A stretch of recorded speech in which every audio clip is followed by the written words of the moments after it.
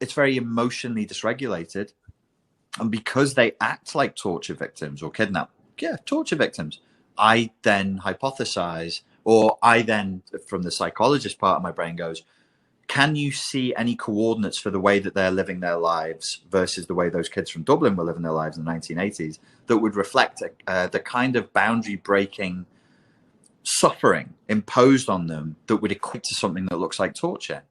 And you can, but it all comes from media. It all comes TV, advertising, social media, to the point where people are so provoked, sorry to be so graphic, ladies and gentlemen, so skinned, because when we want to sell people something and when we want to make them vote a certain way, when we want them malleable, we have to knock down their boundaries. We have to kind of skin them to get that shield.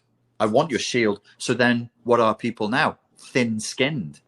Whereas back in Dublin in the early 80s, if I said, oh, you look like a fucking idiot with your hair like that, he'd be like, oh, fuck you, you old twat. I don't care what you're saying. Now, if I said that to somebody, they'd be like, oh my God. And it would be this major incident. I wouldn't just be shrugged off as some old twat. It would be recast as some terrible genocidal act. I think we're over-marketed to, over-propagandized, and basically we act like the victims of psychological torture because, in effect, we kind of are. The cognitive load you mentioned, I think, is a very real effect, and people are just exhausted with it. Just exhausted.